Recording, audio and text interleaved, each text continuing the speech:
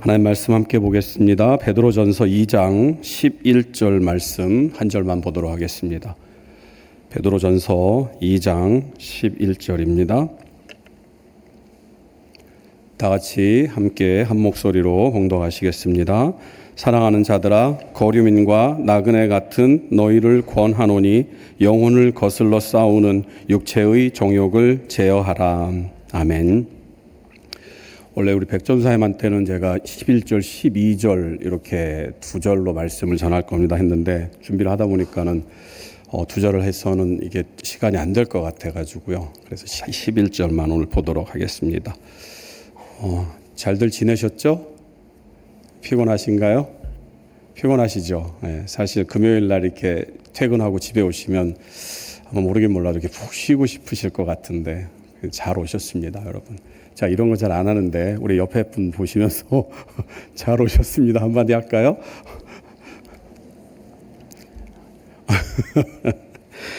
죄송합니다. 다음에 안 시킬게요. 사람을 판단하는 이제 그런 기준들이 있습니다. 그래서 뭐라 그럴까요? 옷을 입은 것을 보고 판단하고요. 일단 생김새를 보고 판단을 하겠죠. 그래서 이 사람은 좀 무슨 험한 일을 할 것 같다. 이제 그런 것들 이렇게 얘기를 합니다. 한때 되게 유행했던 그게 있었습니다. 그게 뭐냐면 혈액형으로 사람을 판단하는 겁니다. 그죠? 여러분, 저는 무슨 형일 것 같습니까? 동민 형제 무슨 형일 것 같아요? 천만에요. 저는 O형입니다, 여러분. 아무튼 저는 O형이에요. 예, 이게 제가 일본의 심리학자 후루카와 다케지라고 하는 사람이 한 120명 정도를 샘플로 해서 이 혈액형으로 이렇게 사람을 구분했습니다. 그래서 O형은 다혈질 이런 거 있죠. A형은 소심한 겁니까? B형인가요? B형 남자 그런 영화도 있었죠. 이제 그렇습니다. 이거 말도 안 되는 얘기고요. 그 혈액형이 이제 어느 정도 흐르고 난 뒤에 요즘 이제 젊은 친구들한테 이제 선풍적인 인기를 끌고 있고 하는 게 여러분 MBTI라는 겁니다. 그죠? 들어보셨습니까, 여러분? 제가 요즘 이제 이력서를 이제 가끔 볼 때가 있는데요. 요즘은 이력서에도 MBTI 그 항목이 있더라고요. 그래서 그 MBTI가 뭔가 그래서 저도 이렇게 사실은 별로 관심이 없어갖고 그랬는데 이게 요즘 세대들 얼마 전 유튜브를 보니까 요즘 젊은 세대들은 이 MBTI가 이 대화에 이렇게 물꼬를 튼다고 그러더라고요. 그래서 처음 만났는데 MBTI 뭐세요? 라고 얘기를 하면은 이제 서로 그 MBTI를 얘기를 하면서 방금 만났는데 막 10년 지기 친구처럼 이렇게 얘기를 길게 나갈 수 있다라고 이렇게 얘기를 하더라고요. 맞아요, 지혜자매? 예, 그런 것 같아요. 끄덕끄덕 하는 거 보니까. 그래서 이 MBTI가 뭐가 약자인가 했더니 마이어스 브릭스 타입 인디케이터 이렇게 돼 있더라고요. 그래서 캐서린 브릭스라고 하는 여자하고 그 다음에 그 딸인 이자벨 마이어스라고 하는 그러니까 모녀지간이죠. 그래서 이 칼 융의 이게 심리학 이론을 근거로 해서 MBTI를 이렇게 만들었다라고 얘기를 합니다. 그래서 좀 도움이 될 것 같기는 해서 저도 여러분들하고 MBTI를 한번 해보겠습니다. 여러분 펜이 있으면 펜을 한번 꺼내 보십시오. 그러니까 여러분들 이거 공짜입니다. 그래서 MBTI를 제일 처음에 시작할 때 I하고 E로 나눕니다. 그러니까 I는 뭐냐? 펜 해서 이렇게 메모하셔도 됩니다. I는 뭐냐면요, 그냥 내성적인 사람입니다. 내성적인 사람. 그 E는 뭘까요? 그럼 반대로 외향적인 사람이죠. 그래서 친구들 만나는 거 좋아하고 이런 사람들이 E고요. I는 집에서 혼자서 이렇게 책 보고 이런 사람들. 그래서 혼자 놔둬도 혼자 잘 노는 그런 사람들이 이제 I입니다. 자, 이제 둘 중에 하나 여러분들 이제 했죠. 그 다음에는 인식의 형태를 말하는 구분하는 겁니다. 그래서 정보를 받아들이는 형태라고 그러는데요. 이런 겁니다. S하고 N이 있는데 S는 사진을 보여주면은요, 사진을 봤을 때 그 사진에 뭐가 들어있는지에 관심이 있는 겁니다. 그래서 가령 이 화면에 있는 사진을 딱 봤을 때 여러분들이 누군가 그 사진을 딱 보고 사람이네 라고 하면은 S입니다. 그런데 그 사람의 표정을 보면서 이 사진은 우울해, 이 사진은 좀 밝은데 하면은 N입니다. 무슨 말인지 되시죠, 여러분? 자, 이제 둘 중에 하나를 적으십시오. 그게 여러분들의 성향입니다. 그리고 다음엔 판단 기준입니다. 요거는 이제 T하고 F를 나누는데요. 사실, 진실, 그래서 어떤 객관적인 판단을 얘기를 하는 겁니다. 예를 들면 이런 거죠, 여러분. 자, 제가 오늘 신도림역에서 영숙이를 만났습니다. 그러면은요, 여러분, T라고 하는 사람은 영숙이를 만났구나라고 생각을 하면 T입니다.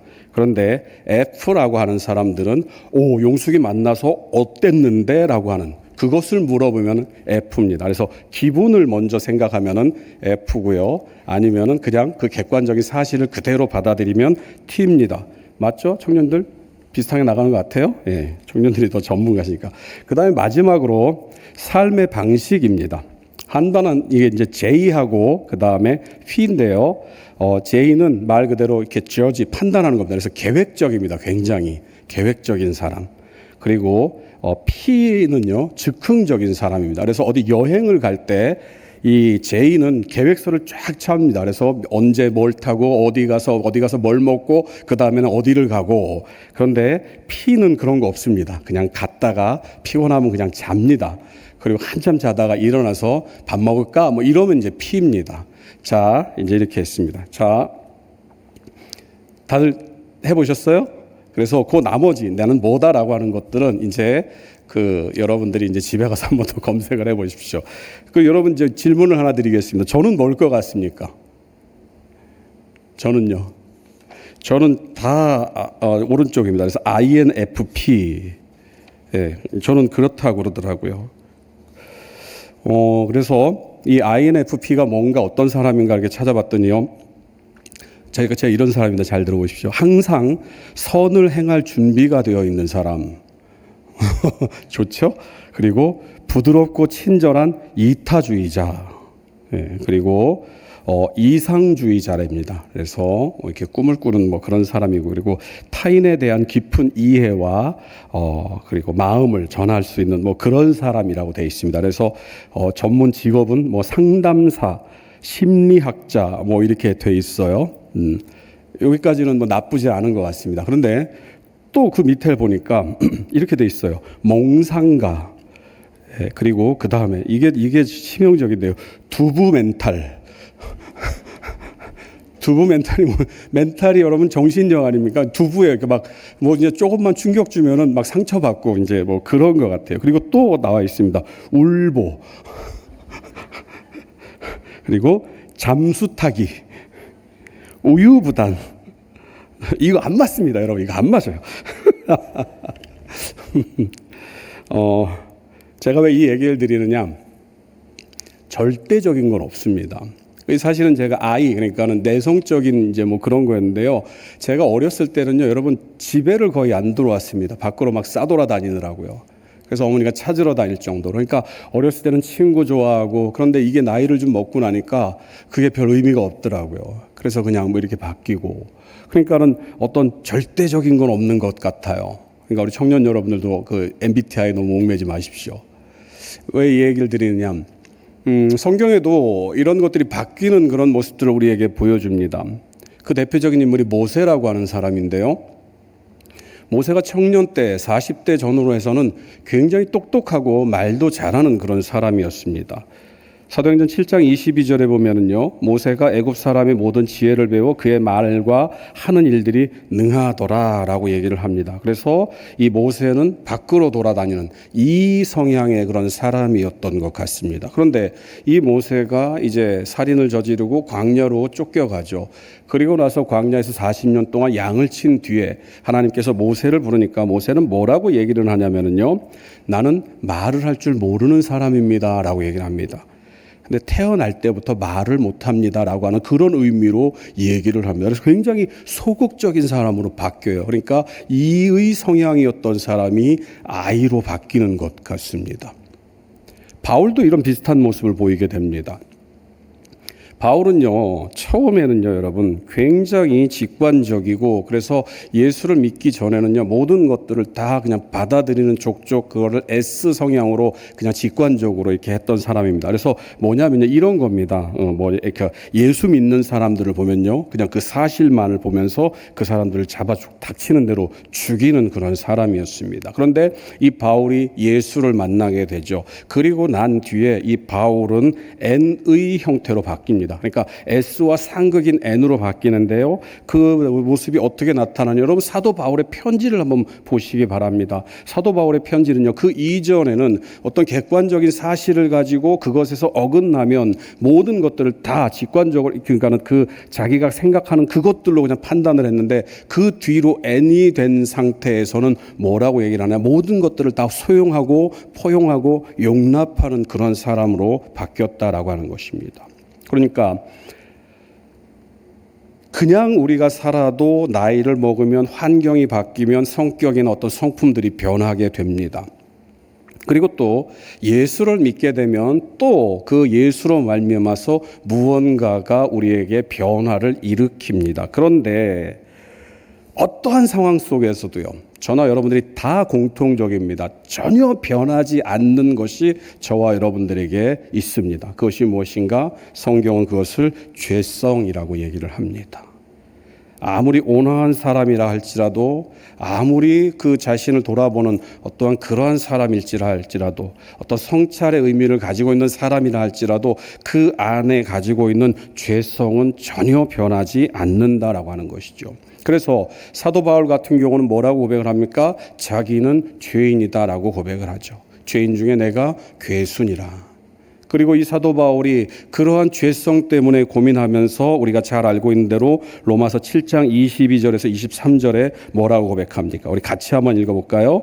내 속 사람으로는 하나님의 법을 즐거워하되 내 지체 속에서는 한 다른 법이 내 마음의 법과 싸워 내 지체 속에 있는 죄의 법으로 나를 사로잡는 것을 보는도다.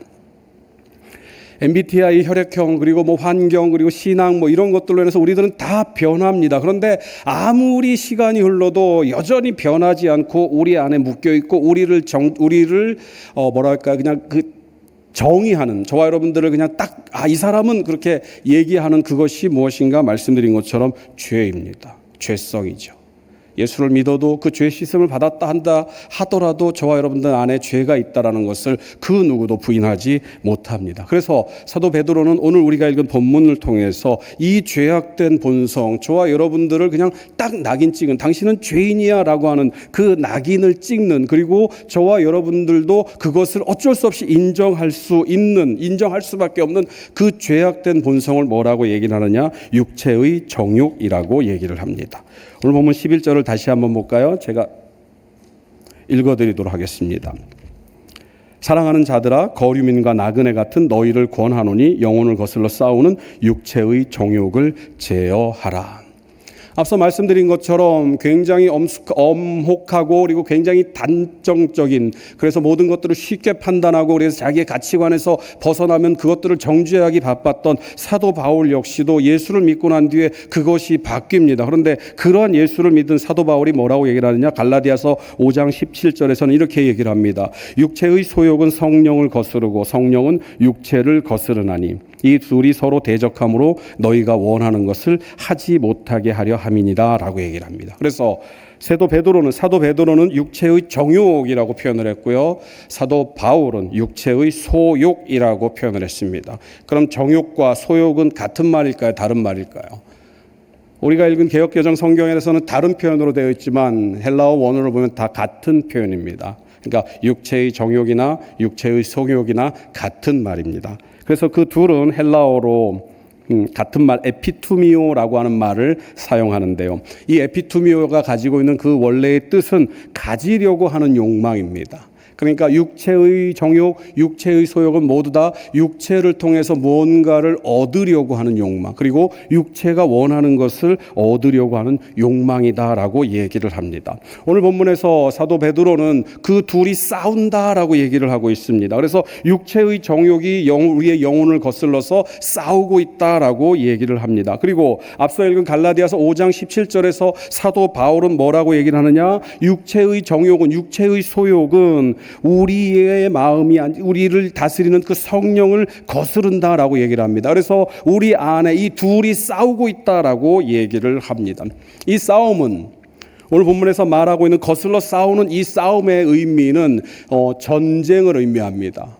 그리고 전쟁이 그 옛날 전쟁을 여러분 생각하면은 여러분 양측의 진영이 수십만 대군들이 서로 마주 봅니다. 그리고 나서 일촉즉발 서로 막 이렇게 사기를 올리다가 대장의 신호에 따라서 이 상대편 양 진영이 한꺼번에 확 부딪혀서 한 번에 부딪히는 그러한 전쟁을 말합니다. 그러니까 사생결단을 하고 싸우는 그런 전쟁을 얘기를 하죠. 그래서 이 전쟁을 통해서 이 전쟁은 결국은 누구 하나는 죽어야지만 끝나는 그러한 전쟁을 의미합니다.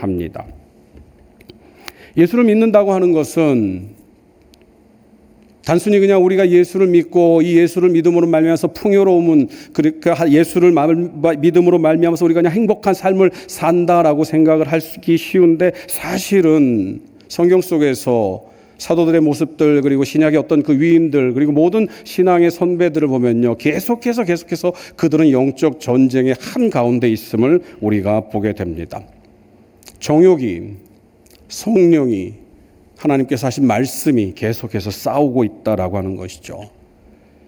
그래서 저와 여러분들이 지금까지 살아오면서 사도 바울과 같은 그런 고민, 오호라 나는 곤고한 사람이로다라고 하면서 누가 이 사망의 몸에서 나를 건져내랴라고 하는 그러한 고민까지는 아니더라도 저와 여러분들이 스스로를 돌아보면서 나는 왜 이렇게 살 수밖에 없을까?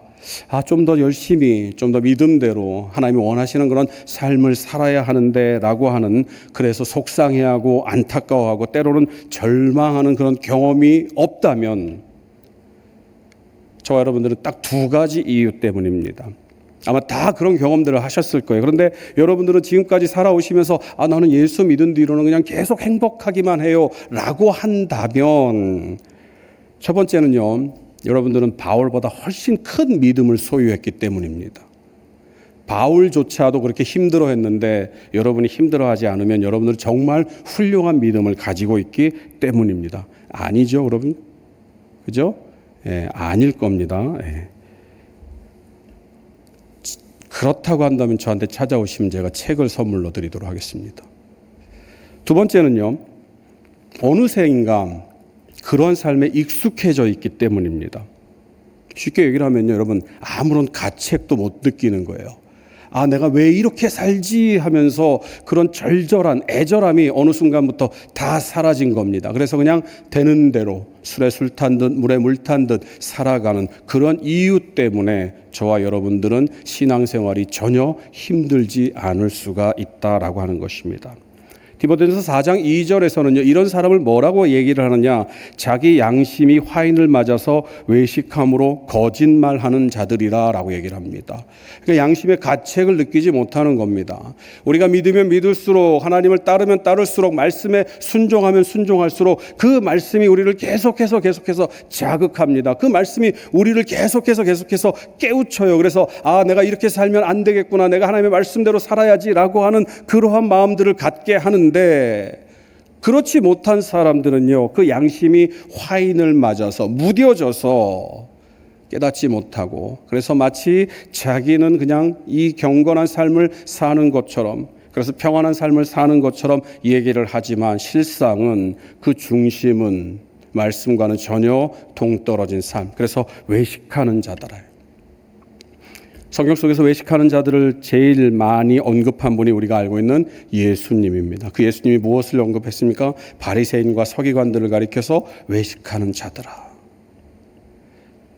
바리새인과 서기관들을 가리키면서 예수님이 뭐라고 말씀하시니까 너희들은 회칠한 무덤과 같다라고 얘기를 합니다. 회칠한 무덤이 뭡니까? 무덤 속에는요 시체가 썩어서 냄새가 풀풀 나고 그것에 가까이 가기를 원하지 않습니다. 그런데 회를 칠해놨어요. 하얗게 봉분을 덮어놨습니다. 그러니까 그 무덤을 보면 겉으로 볼 때 너무나도 아름답고 그냥 보기 좋은 무덤입니다. 그러나 그 속은 온갖 썩은 것들이 가득한, 그래서 이 외식하는 모습은요, 양심의 화인을 맞은 모습은 교회에 와서 경건한 모습을 가지고 교회에서 신앙생활을 열심히 하는 것 같지만 그 실상은, 그 본 모습은, 그 중심은 전혀 그렇지 않다라고 하는 것이죠.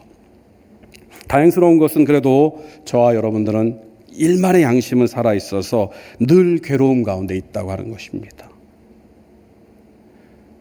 이 땅을 살아가는 그 누구도 괴로움을 원하지는 않습니다. 그런데 괴롭습니다. 왜요? 우리가 갖고 있는 죄악된 본성 때문에 그렇습니다. 우리의 죄악된 본성이 우리를 자꾸만 죄로 이끌어갑니다. 그런데 하나님의 말씀이 계속해서 우리를 깹니다. 우리를 찌릅니다. 우리를 쪼갭니다. 영과 혼과 관절과 골수를 찔러 쪼개서 우리로 하여금 깨닫게 합니다. 그러니 괴로울 수밖에 없죠.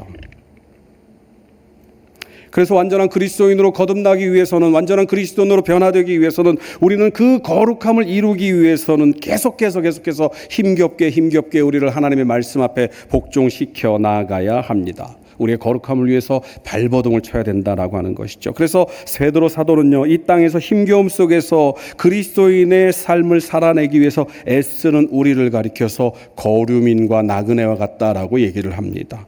오늘 보면 11절입니다. 사랑하는 자들아, 거류민과 나그네 같은 너희를 권하노니. 거류민과 나그네는요, 여러분, 지나가는 사람입니다. 그 자리에 머물지 않는 사람이죠. 머물지 않기 때문에 거기에 관심을 두지 않습니다. 그 거류민과 나그네들은 지나가기 때문에 그들이 오로지 목적을 두고 있는 것은요, 자기가 가야 할 그곳입니다. 그래서 그곳을 목적으로 두기 때문에 잠깐 머무는 그곳에는 관심을 두지 않습니다. 예전에 국민학교죠. 제가 다닐 때 국민학교였는데요. 지금도 기억이 나는데요. 그 조사를 했습니다. 선생님이. 그래서 나랑 가장 친한 친구 이렇게 해서 써서 내는 이제 그러한 조사가 있었던 것이 기억이 납니다. 지금 이름은 기억이 안 나는데요. 제가 제일 친하게 생각하는 친구가 한 명이 있었습니다. 그 친구는 이제 1학년 때부터 쭉 같은 반, 그래서 얼마나 친했겠습니까? 그래서 이제 그 학년이 제가 3학년인지 4학년인지 기억은 안 나는데요. 아마 3학년 때로 기억이 됩니다. 그래서 3학년 때 이제 또 새로운 친구가 한 명이 이제 저랑 그 친구 사이에 들어왔습니다. 그래서 3명이 이렇게 친하게 된 거예요. 그래서 맨날 아침에 학교도 같이 가고 같이 오고 그랬는데요. 이제 선생님이 제일 친한 친구 이렇게 쓰라고 하는 겁니다. 그러니까 제가 누구를 썼겠습니까, 여러분? 1학년 때부터 3학년 때까지 같은 반대. 그래서 나중에 온애도 친하긴 하지만 그래도 얘보단 덜 친하니까 얘를 써야지 하면서 걔 이름을 딱 쓴 겁니다. 그리고 나서 이제 이걸 이제 뒤에서 이제 걷어오죠. 그런데 제가 썼던 그놈이 다른 애를 쓴 겁니다. 그때 느꼈던 이 배신감은 미운 거예요, 여러분. 그러니까 미운 겁니다. 그러니까 그 다음부터는요, 걔를 보기가 싫어지는 겁니다. 왜요? 저는 걔를 좋아했는데 걔는 저를 안 좋아하는 거죠. 오늘 우리가 읽은 성경은요, 세상이 우리를 싫어한다라고 얘기를 합니다. 왜요? 나그네로 사는 우리는요, 이 땅에는 미련이 없습니다. 거류민으로 지나가는 사람은 우리는요, 이 땅에는 미련이 없습니다. 그래서 이 땅이 아무리 우리를 꾀어도, 우리를 좋아해달라고 얘기를 해도 우리는 이 땅을 좋아하지 않습니다. 그러니까 이 땅이 어떻게 됩니까? 이 땅은 이제 우리를 미워하게 되는 겁니다. 예수님이 요한복음 15장 19절에서 이렇게 얘기를 합니다. 너희가 세상에 속하였으면 세상이 자기의 것을 사랑할 것이나 너희는 세상에 속한 자가 아니요 도리어 내가 너희를 세상에서 택하였기 때문에 세상이 너희를 미워하느니라. 세상은요, 저와 여러분들을 너무 사랑합니다. 그래서 어떻게 해든지 세상의 마음에 둘 수 있도록, 세상을 마음에 둘 수 있도록 노력을 합니다. 그래서 온갖 것들을 다 줘요. 우리가 원하는 것들을 다 주려고 합니다. 그런데 뭐라고 얘기를 하느냐? 성경은 뭐라고 얘기를 하느냐? 우리는 이 세상에 속한 사람이 아니기 때문에 우리가 목표로 두고 우리가 행해야 될 그곳은 하나님 나라 그곳이기 때문에 우리는 이 세상에 관심이 없습니다. 그러니까는 이 세상이 우리에게 주려고 했던 그것들을 보면서 우리가 그것에 관심을 두지 않으니까 이제 그 다음부터 선택한 방법은 세상은 우리를 미워합니다. 세상이 주는 것을 여러분 말씀드려 볼까요? 디모데후서 3장 2절은요. 말세가 되면 그러면서 말을 합니다. 사도 바울이 뭐라고 얘기하느냐? 말세가 되면요. 사람들은 자기를 사랑한답니다. 여러분 우리가 우리를 사랑하는 것이 얼마나 쉽습니까? 우리가 우리를 사랑해요. 우리는 굉장히 이기적입니다. 그래서 옛날에는요. 근데 우리가 우리를 사랑하면 이기적이야. 너 너무 이기적이야 라고 얘기를 하는데 어느 순간부터 매스컴에서 세상에서 뭐라고 얘기를 하냐면 이 세상의 중심은 나야 라고 얘기를 합니다. 이 세상에서 가장 소중한 것은 나야. 그러니까 내가 판단하고 내가 결정하고 그런 것들을 아무렇지도 않게 그래서 세상은 자꾸만 나를 사랑하라고 얘기를 하면서 우리의 이기심을 북돋아 줍니다. 그러니까 우리의 죄악된 본능은요 세상을 좋아할 수밖에 없어요. 왜요? 그 이전까지는 내가 죄라고 생각하면서 이거 너무 힘든데 내가 이런 마음을 가지고 있는데 어떡하지? 라고 하는 그 마음에다가 세상은 아니라고 얘기를 하는 겁니다. 너 그 마음 좋아. 괜찮아.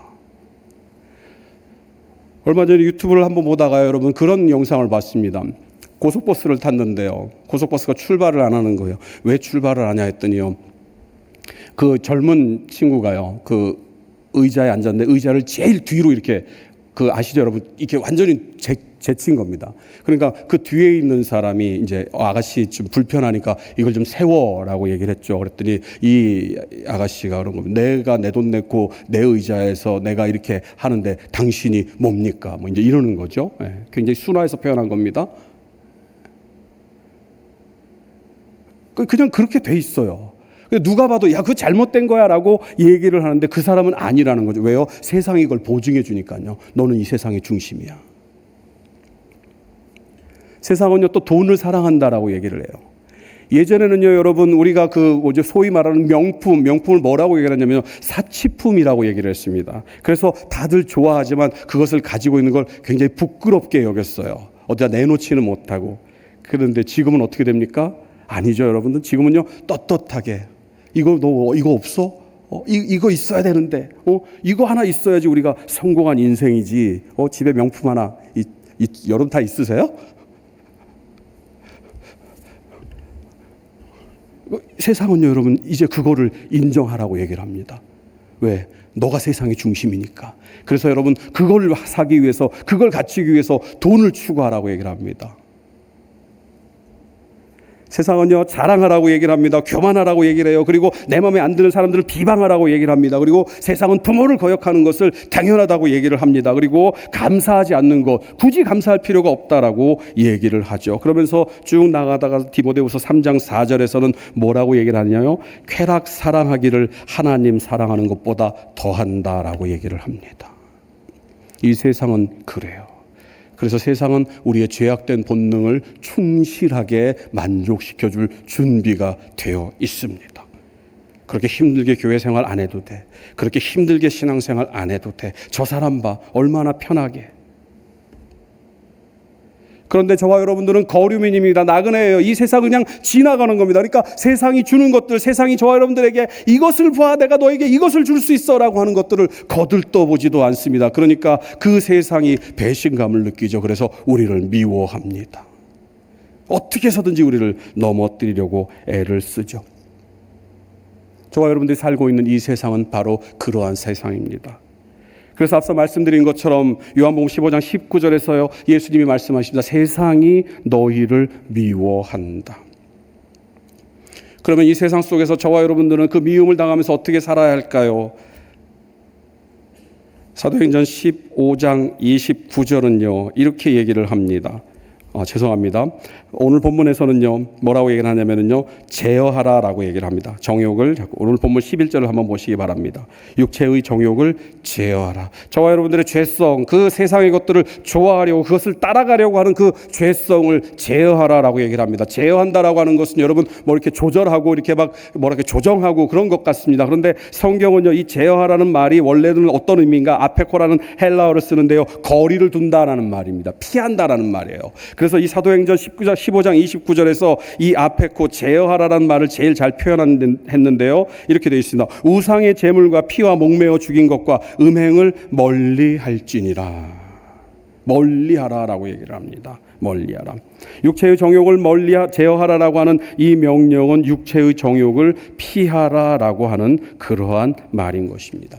이전에도 한번 여러분께 말씀을 드린 적이 있습니다. 어떤 사람이 굉장히 신앙생활을 열심히 했습니다. 그리고 자기의 이 신앙생활을 테스트해보고 싶었어요. 내 믿음이 어떤 믿음인가, 내 믿음은 정말 어느 정도일까라고 하는 것을 테스트를 해보고 싶었습니다. 그래서 X등급의 영화관을 찾아갔어요. 그러니까 굉장히 센 음란한 영화를 봤을 때 자기가 과연 그것에 정욕에 빠지지 않을까, 그것을 시험하기 위해서 이 정욕을, 자기의 그 믿음을 테스트하기 위해서 그 극장에 들어간 겁니다. 그때 시작하자마자 막 그런 음란한 영상들이 막 나오는 겁니다. 그러니까 이 사람이 그걸 딱 보다가 도저히 안 되겠는 거예요. 그래서 주여 주여 그러면서 이렇게 막 기도를 했다고 한답니다. 자기가 어쩔 수 없이 그런 상황이니까. 그런데 뭐라고 마음 가운데 들리느냐? 누가 들어오래라고 해요. 누가 들어오래. 여러분, 우리는 그렇습니다. 죄악을 가까이 놓고 그 죄 앞에서 내가 어떤 사람인지 나를 한번 테스트해 봐야지라고 하면요, 10중 8구는 넘어가게 돼 있어요. 왜요? 죄는요, 달콤하기 때문입니다. 죄는요, 사람의 마음을 끌어당기기 때문입니다. 가장 단적인 예가 여러분이 잘 알고 있는 창세기에 나와 있는 아담과 하와가 따먹은 선악과죠. 사탄이 와서 아담을 꾀입니다. 하와를 꾀요. 그랬더니 하와가 그 선악과를 보니까 어떻습니까? 보암직도 하고 먹음직도 하고 지혜롭게 할 만큼 탐스럽기도 하다라고 얘기를 합니다. 그게 바로 죄의 모습이기 때문이죠. 그래서 데살로니가전서 5장 22절에서 사도 바울은 이렇게 얘기를 합니다. 악은 어떤 모양이라도 버리라. 그러면 버리는 것으로, 멀리하는 것으로 될까요? 아니죠, 여러분. 버리는 것, 멀리하는 것 말고 더 근원적인 것들이 있어야 됩니다. 여러분, 슈퍼노트라고 하는 말이 있습니다. 100불짜리 미국 달러입니다. 그래서 이 슈퍼노트는 뭐냐면요, 이 100불짜리 미국 달러를 찍어낼 수 있는 그 위조 지폐 그 동판입니다. 동판. 그래서 북한이 그게 굉장히 유명했는데요. 그래서 이 FBI, 그러니까 미국 연방수사국에서는요, 이 슈퍼노트, 그러니까 위조 지폐를 감별하는 그러한 교육을 배우고 그 교육을 시킨 그런 수사관들을 키워냅니다. 그럼 여러분, 이 사람들이 위조 지폐를 발견하는 방법은 뭘까요? 이 사람들을 뭘로 훈련시킬까요, 여러분들? 그러니까 그때까지 나온 온갖 위조 지폐를 다 갖다 놓고 이게 위조 지폐야, 위조 지폐 할까요? 아니에요, 여러분. 이 사람들이 위조 지폐를 발견할 수 있는 방법은 뭐냐? 이 사람들에게 진짜 지폐를 주는 겁니다. 그리고 진짜 지폐를 계속 만지는 거예요. 만져보고, 비춰보고, 들여다보고, 구겨보고. 그러니까 계속 진짜 돈만을 가지고 계속 만지면 위조 지폐를 알 수가 있다라고 하는 것입니다. 그러니까 저와 여러분들이 우리의 육신의 정욕을 제어하는, 멀리하는 그 방법은 사실은 보다 근원적인 것으로 해결을 나가야 됩니다. 그게 무엇인가? 앞서 데살로니가전서 5장 22절에서 악은 어떤 모양이라도 버리라라고 얘기를 하는데 그 바로 위에 구절을 보면요, 데살로니가전서 5장 21절은요, 범사에 헤아려 좋은 것을 취하고라고 얘기를 합니다. 좋은 것을 취하게 되면요, 악한 것을 버리게 될 수 있습니다. 왜냐하면 진짜 가치 있는 것을 가지게 되면 거짓된 것, 잘못된 것들은 버릴 수밖에 없기 때문입니다. 앞서 무슨 명품 가방 얘기를 했는데요. 그 소위 말하는 이제 이미테이션이죠. 이제 짝퉁 가방을 들고 그래도 그걸 이제 명품인 척하고 이렇게 다닌다고 해보죠, 여러분들. 좀 비근한 얘기긴 한데, 근데 누가 정말로 여러분에게 진짜 진품을 이렇게 줬습니다. 그런데 그 진품을 들고 있으면서도 그 전에 있던 가품을 애지중지하면서 아우 예뻐 이렇게 하는 사람은 아무도 없습니다. 왜요? 이젠 진짜가 내게 있기 때문이죠. 진짜를 가지고 있기 때문에 가짜는 눈에 들어오지 않습니다. 시편 기자는 이렇게 얘기를 합니다. 시편 73편 25절입니다. 우리 같이 읽어보겠습니다. 하늘에서는 주 외에 누가 내게 있으리요, 땅에서는 주밖에 내가 사모할 리 없나이다. 이 땅에서 우리는 거류민과 나그네로 우리의 육신의 정욕을 제어하면서 멀리하면서 살아야 됩니다. 그래서 힘겨워요, 어려워요, 애써야 됩니다. 그런데 정말 중요한 건 이 땅에서는 주밖에 내가 사모할 리 없다라고 하는 그 주님이 저와 여러분 가운데 있다고 한다면 저와 여러분들은 능히 이 땅에서도 이겨나가며 살아갈 수 있음을 믿으시기 바랍니다. 사랑하는 성도 여러분, 저와 여러분들은요, 참 진리이신 예수 그리스도를 만나야 됩니다. 그 참 진리이신 예수 그리스도를 우리 마음 가운데 모셔야 됩니다. 그리고 이 예수 그리스도가 우리 마음 가운데 있는 사람은 이 땅에서 그 어떠한 육체의 정욕이 우리를 유혹한다 할지라도 우리는 그 싸움에서 능히 이겨나갈 수가 있습니다. 왜요? 그 어떤 것도 물리칠 수 있는 바로 참 진리이신 예수 그리스도가 우리 안에 있기 때문입니다. 사랑하는 성도 여러분, 예수님을 품으시고 그 예수님으로 말미암아서 거류민과 나그네와 같은 이 땅, 우리를 넘어뜨리기 위해서 온갖 것들로 유혹하는 그 유혹 가운데서 흔들리지 않고 오직 그 나라, 그 땅, 그 나라를 바라보면서 하나님을 향해서 하루하루 살아나가는 저와 여러분들이 되시기를 간절히 소망합니다.